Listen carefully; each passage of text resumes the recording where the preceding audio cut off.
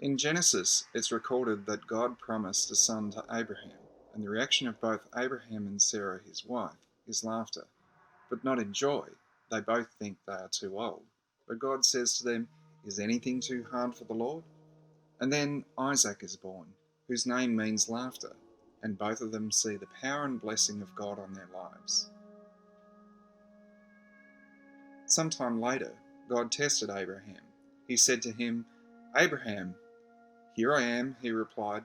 Then God said, "Take your son, your only son, whom you love, Isaac, and go to the region of Moriah. Sacrifice him there as a burnt offering on a mountain I will show you." To get there was a 3-day journey, during which I cannot imagine what was going through Abraham's mind.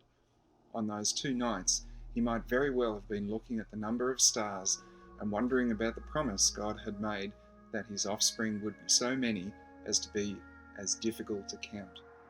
So Isaac is carrying the wood, and Abraham carried the fire and the knife. As the two of them went on together, Isaac spoke up and said to his father, Abraham, "Father." "Yes, my son," Abraham replied. "The fire and the wood are here," Isaac said, "but where is the lamb for the burnt offering?"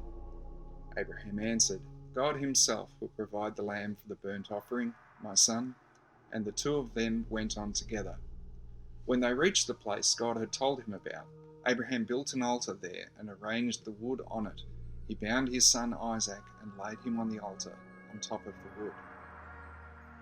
Then he reached out his hand and took the knife to slay his son. But the angel of the Lord called out to him from heaven, "Abraham, Abraham!" "Do not lay a hand on the boy," he said. "Do not do anything to him.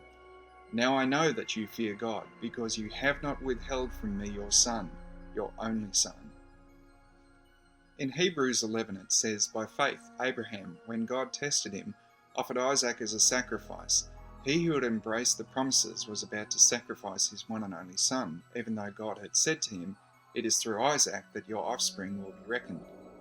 Abraham reasoned that God could even raise the dead, and so, in a manner of speaking, he did receive Isaac back from death. Today I want to draw our attention to the fact that God does not ask of us more than he is willing to do himself, and that his plan for our salvation, thankfully, does not rely on us, but on his great power. God not only rescued Isaac's life, provided a lamb, and brought peace to Abraham's agony, he has provided us with a perfect lamb, born under miraculous circumstances, with a crown of thorns, born to die for our sins, to rescue us into life everlasting.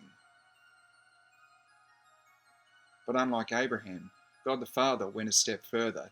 He did have to watch his son suffer and go to the cross for us. I've been with both my parents when they died, and that was bad enough. But I cannot imagine what it is like for a parent to see their child die, and yet God reaches into the very worst of our potential experiences and actually gives us a victory worth remembrance. He knows exactly what that is like, and he can redeem that too. None of our human efforts are enough for salvation, even when God's power is operating in our lives.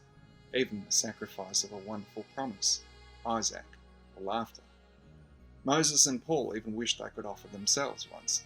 But we need the perfect sacrifice of Jesus. From Psalm 49, "The ransom for a life is costly, no payment is ever enough, so that they should live on forever and not see decay." In 1 Corinthians 11 it says, "For whenever you eat this bread and drink this cup, you proclaim the Lord's death until he comes." We have a great hope, and we can know that even if our laughter, our Isaac, turns to agony and tears, God has been there before us, and death has been defeated.